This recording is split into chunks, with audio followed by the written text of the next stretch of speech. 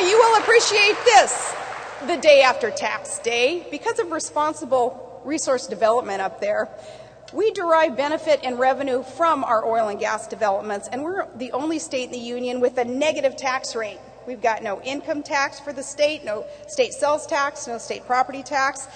And I want to keep it that way because I truly believe that our families and our small businesses can spend the money that they earn better than government will ever be able to spend it for them.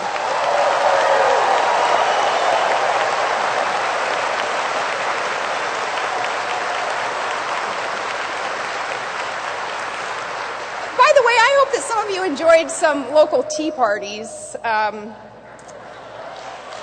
know others across the country certainly did. I have a feeling that Indiana would have appreciated those tea parties yesterday.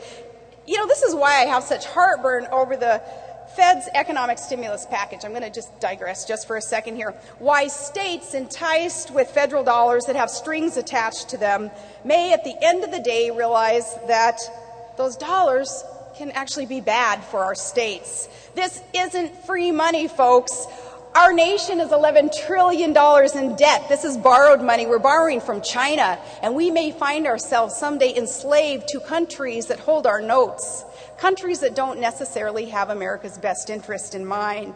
Now, I warn America of that potential to be enslaved to these nations that would hold our notes, as I warn an individual state that perhaps potentially being enslaved then to bigger, more centralized federal government as a result of blindly taking these federal dollars as bailout money and then forcing local government to grow to sustain the services that this temporary one-time funding will pay for.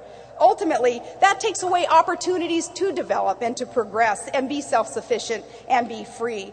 And we have legislatures, of course, all around the country who have resolved to kind of go around their governors, that's happening in my state, and accept that money anyway. So it's our role as governors to find the most prudent and wise way of using those dollars, perhaps replacing those federal dollars with our state's general fund dollars. But it is why I have heartburn over the federal economic stimulus package, and I ask you to pay close attention to those proposals coming out from the federal government, because more of those are to come. But Alaska is amazing, and just real quickly, we have the greatest temperature range from 82 below zero to 100 above. We have the largest, busiest floatplane base in the world. We have the largest school district up there. One of ours on the North Slope, it's larger than Idaho and Connecticut combined. We have the longest sled dog and snow machine races in the world. You know, it's funny about all this stuff, pretty relevant, important stuff, to me anyway, and yet so much of that had been ignored through the campaign, so I'm taking the opportunity to educate you on what it's really like. And I have the microphone, so... See, my dad, he's a retired school teacher, really big into facts and trivia, and I told him I was headed to Indiana and I needed his forte to kick in, give me some intel, give me some information that they would be impressed with. And he said, to tell you, to come up to Alaska. And if you explore 1,000 acres a day of our state, you know how long that it would take you to explore the entire state?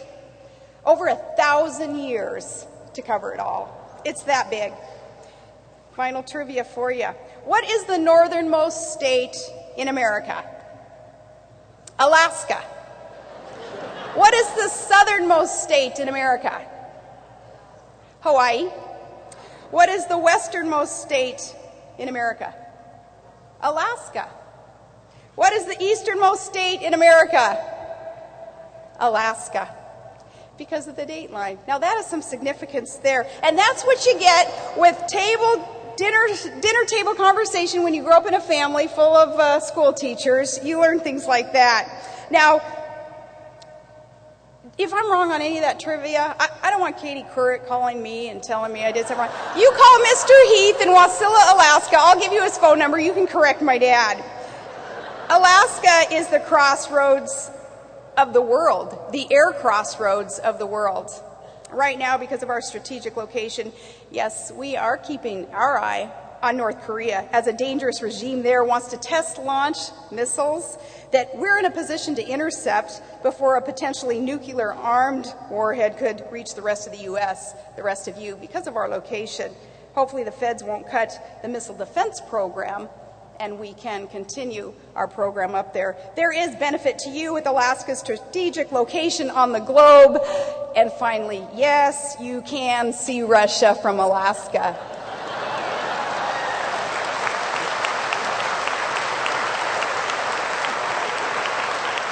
In fact, in 1987, a very strong woman, Lynn Cox, she swam the span between the two countries. But the best reason to come on up and see us, just the cutest little boy in the world lives up there, and he will someday want to thank you, Vanderburgh Right to Life, for advocating life. Life for every baby, no matter what today's society wants to try to tell us is worthy life or perfect life. I cannot wait for you to get to meet Trig Paxson Van Palin, and his daddy's here tonight anyway. Trig isn't, but Todd Palin is here tonight. We're happy that he got to travel.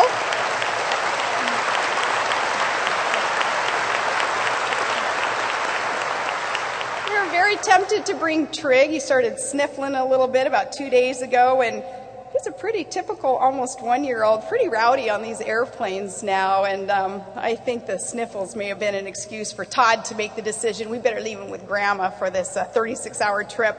But he turns 1 year old on Saturday, and he is our gift from God.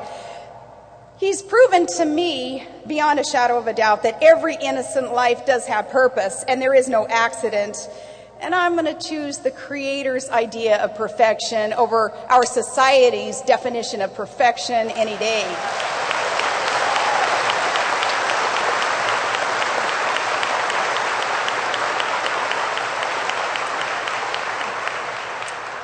Oh my goodness, it has been an interesting year, and maybe someday I'm going to sit down and write about it and tell you just how interesting it has been. I have learned some things. Things now I know for sure, not the least of which is the need to identify who we are, why we are so confident that America can embrace a culture of life, knowing there is purpose and good destiny for every child, no matter your party or your background or your race or religion. Protecting and promoting the sanctity of life trumps all of that. Some things we can all know for sure. America's forefathers founded this great nation with powerful words in America's Declaration of Independence. They read in part like a holy text. We hold these truths to be self-evident, that all men are created equal, that they are endowed by their Creator with certain unalienable rights, that among these are life, liberty, and the pursuit of happiness.